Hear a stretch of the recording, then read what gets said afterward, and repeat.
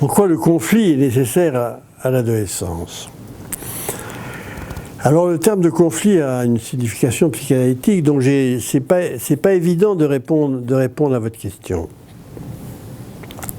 Je ferai deux réponses. La première, c'est l'adolescent veut, je l'ai dit, répété, l'adolescent veut être, oui, mais dans mes écrits, l'adolescent se veut un acteur social, se veut un acteur dans son environnement. Il veut s'activer, voilà. Ceci ne peut pas ne pas être conflictuel. Il ne peut pas ne pas rencontrer au moins les acteurs sociaux qui jusqu'alors le prenaient pour un enfant et qui auraient tendance à le prendre peut-être plus pour un enfant, mais on va dire pour un mineur, à moins que quelque chose. Bon. Donc là, ça ne peut pas être un conflit. Alors, sur le plan strictement psychanalytique, on peut réfléchir à partir de cette idée sur le conflit édipien d'adolescence, qui n'est pas le même que le conflit édipien d'enfance, mais le conflit édipien d'adolescence, et on a longtemps fait de l'adolescence une rencontre violente, ou plus ou moins violente, avec le père. Voilà, un heurt conflictuel avec le père, à la fois donc amour et haine, enfin, etc. J'en dis pas plus. La deuxième réponse, est-ce que le mot conflit est satisfaisant? Je n'en suis pas sûr. C'est l'antagonisme entre la question du pouvoir et la question de l'amour. L'adolescent veut être un être de pouvoir, un sujet de pouvoir et un sujet d'amour. Et là, il y a un antagonisme considérable entre ces deux. Peut-on aimer ce qu'on possède? Sans problème. Peut-on être possédé par celui qu'on aime?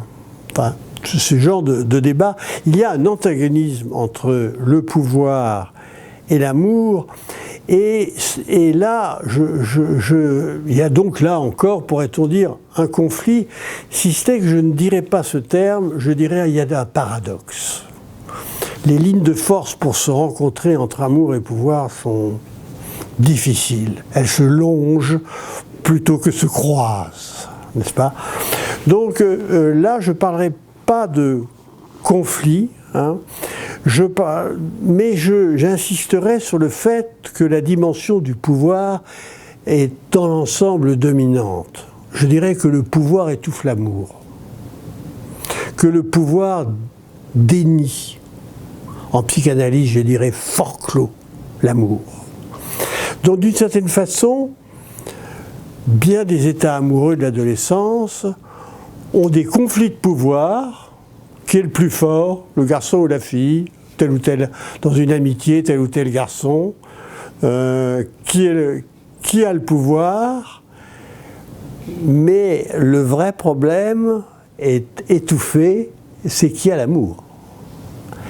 Donc voyez-vous, je ne sais pas si je me suis expliqué suffisamment clairement pour votre question, je dirais que la question du conflit dans les relations, oui, à tous les coups, l'adolescence c'est que ça, c'est tout le temps ça, non au fait que dans l'amour, c'est pas un problème de conflit, c'est un problème de lien, de qualité des liens, j'ai utilisé volontiers le terme de complémentarité, trouver une certaine complémentarité avec l'autre.